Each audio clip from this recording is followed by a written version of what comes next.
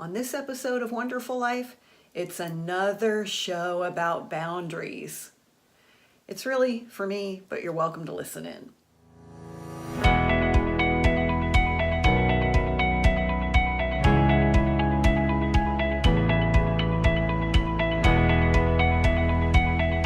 Hi, I'm Mary Dittman. I'm an award-winning business professor on the collegiate level and the creator of College on Fleek and One-Derful Life. Wonderful Life is my way of describing how it feels when you've made peace with being single. I know there are plenty of women out there who love being single and they prefer it. I'm not one of them. I've always wanted to be married and have a family, but I'm well over 40 and that hasn't happened for me. And it's always been a source of sadness for me because part of my definition of a fulfilled life includes being a wife and a mother. But I got to the place where I said, listen, singleness doesn't seem to be changing and it may never change. And I just want to be happy and have some peace in my life. And I realized that I needed to make peace with being single. And that's what Wonderful Life is about. It's not about being happy because you're single. It's about being happy while you're single. I'm not a dating coach. I'm not a relationship expert. If I was a relationship expert, I wouldn't be here. But I am an expert in what not to do. And so that's why I like to share my experience, hoping that perhaps I can spare you some of the painful lessons that I've learned. Now, who hasn't heard of boundaries? We all know that we need to have boundaries. We need to set boundaries. We all know that. And what is a boundary? The best explanation that I've heard is a boundary is like a fence. And so when you have a fence on your property, that shows where your property ends and someone else's property begins. It also lets people know that they're not allowed to come onto your property unless you invite them. Now, a fence allows people to come in and it allows you to go out. But it is a border that you can say, this is my space and I don't want anyone here. And in this show, I want to talk about not so much setting boundaries. A lot of us set boundaries. That's not the problem. The problem is reinforcing the boundary or defending the boundary. How many times have you said, if this happens, I'm going to do this. If he says this, I'm gonna. If she does this, I'm going to. And if you're like me and a lot of other people, that happens, you draw a line in the sand and the thing happens and you back up and you draw another line. And it happens again and you back up and you draw another line. It's kind of like sometimes if you're a parent, you might say to your kids, I'm going to tell you one more time. I'm going to tell you one more time. I'm going to tell you one more time until maybe you get to the point where you're like, I'm not going to tell you one more time. And so you just kind of keep like backing up and negotiating the boundary. And that's usually where we get into trouble. And delivering on a boundary is difficult, especially if the other person pushes back and argues with you. Now, I don't have children, but one of my best friends, when her daughter was 5 years old, they were at the grocery store, and I think my friend had said something like, if you're good at the grocery store, then on the way home, we're going to stop and get ice cream. And that was her daughter's favorite. So they're in the grocery store, and her daughter just had a meltdown and started just throwing a literal kicking, screaming tantrum in the middle of the grocery store. And, I think it was because she wanted something. I mean, who knows, 5 years old. She might have just been tired. And I said to my friend, I was like, oh my gosh, like I would have given her anything, like just to kind of make her settle down and be quiet. My friend said, nope, you can't do that. It's like negotiating with a terrorist. You can't give in, because if you give in, the child learns that that behavior is effective. And she said, not only can I not give in, I had to scoop her up, left the groceries, went to the car, put her in the car seat, and that's it. We're going home. No ice cream, no treat. We're going straight home. And I was like, dang, that's pretty harsh. And she said, that's what it takes, because I can't allow her to learn that that is acceptable behavior. And a lot of times when parents don't enforce a boundary, what you find is it's because they feel some kind of way. Like they don't want to punish the child, or they don't want to deliver the consequence because they feel uncomfortable with it. Now, for me, I've always had a problem with boundaries. I've not been good at setting boundaries. I've not been good at defending boundaries. And that's been true in many of the relationships in my life: family, friends, work relationships, certainly men that I've dated. And I really can't blame anyone for that except myself. One time I was dating someone and we had plans. It was a Sunday night and I just didn't feel well. I mean, ladies, I was hormonal. I had a splitting headache. I'd had it all day. And I just wanted to go to my Sunday afternoon yoga class and then come home and just take a bath and go to bed early because I had to work the next day. So I called him and I said, I don't feel well and I really don't want to go out tonight. Could we reschedule? Well, he starts in on this, oh, I really want to see you and I need to talk to you about something. And I said, okay, well, we're on the phone. What's going on? And he starts into this, are you seeing other people? Because I'm not, and I wanted us to be exclusive, and I saw your profile was still on the online dating site, and kind of on and on and on. And so I was in this conversation, and finally I said, you know what, let's just go ahead and we'll still go out tonight and we can just talk about it in person. And then I resented him, even though it wasn't his fault, okay? But I had negotiated that boundary and I let it drop. So what he learned was, well, if he argues and pushes back, I'll change my mind. Now, same fella, a different evening, we had been on a date and it was getting late. And so I said, you know what, it's getting late and I'd really like to call it a night. Oh no, please just let me stay for 20 more minutes. And I said, okay. But again, see, that was me negotiating that boundary. And what I was training him was that my words really didn't have value, that I would negotiate what I said. And that became a huge problem in that relationship. So by the time we were at a point where I said, you know what, I'm not really sure this is for me, and I need a few days. I just need a few days to think about this. I just really need some space. And so could you just give me 2 or 3 days to just kind of process some things, and then I'll give you a call on Monday. This was like a Friday. And I'm going to tell you something. He blew my phone up every day, calling, texting. And then when I finally ended the relationship, he started calling my dad and stopping by my house. I mean, now I can't entirely blame him because I had never reinforced a boundary. That taught me 2 things. Number 1, I need to reinforce my boundaries and defend them. And number 2, if someone is not even respecting your boundaries, that's not because they love you, it's because they want to control you. A friend of mine was dating a guy, and they're married now, but when they very first started dating, they were kind of hot and heavy real fast. Things were super fast. And then she said, I kind of want to, I don't want to break up, but I just kind of need to tap the brakes a little bit. It's moving really fast for me. And they talked about it, and he agreed.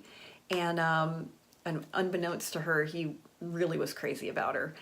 And like I said, they're now married, but this is back way in the early days of their courtship, in the first few months. And so she went back and said, what I really need is for the next, 2 or 3 months, I don't want to be intimate. And so therefore, she was living with some friends, she had roommates.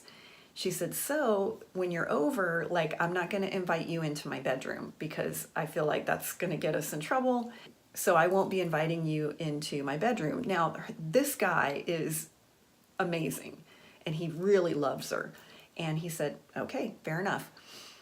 So there was one point, 6 or 8 weeks later when he came to pick her up and she said, oh, I've been redecorating my bedroom and I'm so excited and I want to show it to you. And he said, okay. And he went and he stood in the doorway. And he said, yeah, it looks nice. And she goes, oh, well, you can come in and let me show you. He said, no. He said, no, we agreed. I'm not coming into your bedroom. And he wasn't being a jerk about it. Okay, it's not like he was saying, oh, no, you said I can't come in. He was lovingly saying, no, we agreed that the boundary is I'm not coming into your room. I can see it looks great. I like what you did with it. This is as far as I'm going to come. And then later, when they were engaged, they had plans, I think, to hang out together this one evening. And he called her and he said, listen, babe, I am exhausted. I've had a really tough day. And I really just kind of want to like be by myself and sit on my couch and like, eat fast food and watch a football game. And she was like, okay, that's cool. Like, I get it. And no problem. We'll see each other tomorrow. They hung up, and I guess he kind of felt, I don't know if he felt like he really did want her to come over or if he just felt strange that he had broken their date or whatever. I don't know. But he called her back and he was like, you know what? Why don't you just go ahead and come over? We can hang out together. And she said, no, I'm not going to do that. You told me you needed some time to yourself and you've had a rough day. And she said, I'm going to honor that. I hope you're going to honor it for yourself. She said, no, it's up to you if you want to go out with your friends or what. She's like, what? But you told me you need some time to yourself and I'm going to respect and honor that. Again, she wasn't being a jerk. She wasn't like, oh no, you said you didn't want to, I already made other plans. You didn't, she wasn't being like that. When she told me about that, I was like, man, that's really cool. Like, that's a great lesson on boundaries. Now, like I said, if the person argues with you, it can feel really uncomfortable. And especially as a woman, we feel like we're doing something wrong if someone pushes back. So if I say, I really don't want to go out tonight because I'm tired and I don't feel well and I just want to stay home by myself, when he pushed back, it felt like I'm doing something wrong and he's upset because I'm disappointing him. But here's the problem. How could I expect him to respect my boundaries when I clearly did not respect them? And sometimes when I've talked to others about boundaries, they'll say, well, gosh, isn't it being mean when you say that you're not going to do this or you're going to do that? Isn't that kind of mean for the other person? And I go back to what my friend taught me about her child.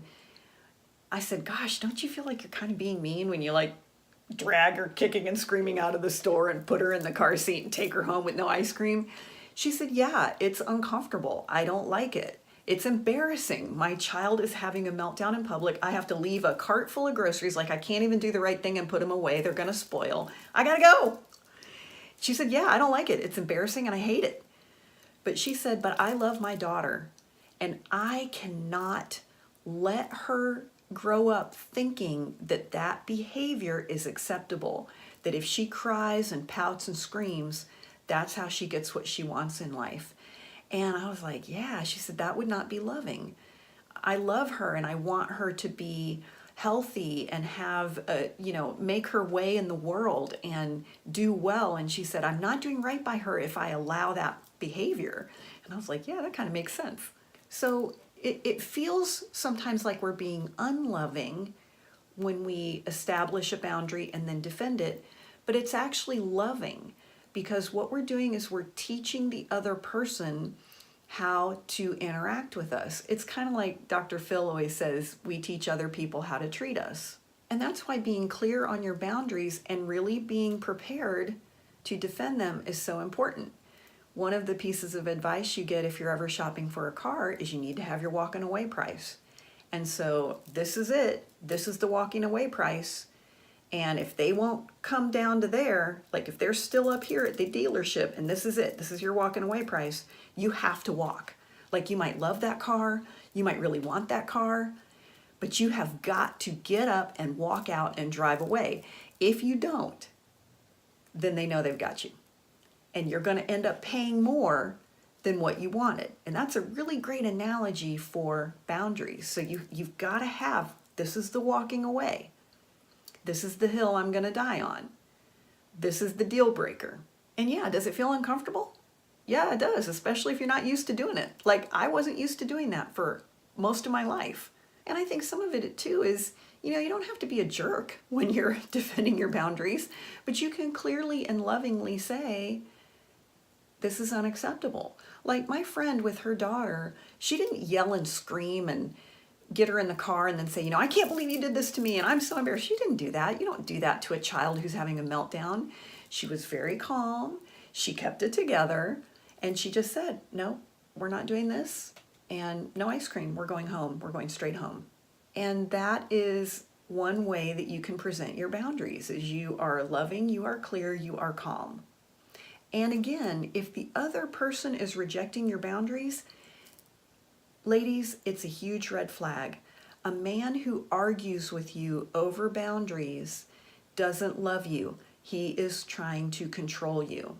I dated someone for a while that we only dated for less than 2 months. And I had said to him, I am not ready to be intimate, but I will let you know when that's going to be, but it's going to be a while. He started, well, how long was it before you slept with other people you dated? Well, when are we going to sleep together? Well, I want us to do other things. I mean, if we're not actually going to have sex, that's fine, but we need to do other things. And see, to me, that was a huge red flag, because here I am saying, I am not ready. I don't know you well enough, and I'm not comfortable to be intimate with you. And that's a major boundary, your body. And I was saying, I'm not comfortable with this, and I'm not ready. I want to get to know you. And I'm not dating anybody else. You're the person I'm interested in, but I am not ready yet.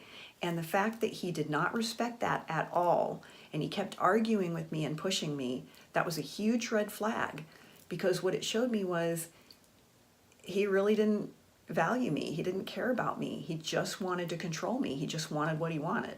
And so I broke up with him so he could go find someone who would give it up faster. Part of having a wonderful life is being in a peaceful, centered, grounded space. So you're going out into the world, not so much like, oh, I wish I had a husband. Oh, is he single? Oh, what, I really need someone. I want someone. And listen, it's normal to want a relationship, to want a husband and a family. That is how we're programmed as women. But it's not attractive, meaning it won't attract to you. And you're better if you go out into the world from a very secure, centered place. But how can you be secure when you don't have boundaries intact? Because you don't know where you stop and someone else starts. You don't know what is acceptable in your life. And that's why having boundaries and defending them is important. And I'm saying defend, and that I don't mean that like defensive, but I mean honoring your boundaries. Maybe that's a better way to say it. Respecting and honoring your own boundaries so that other people will also.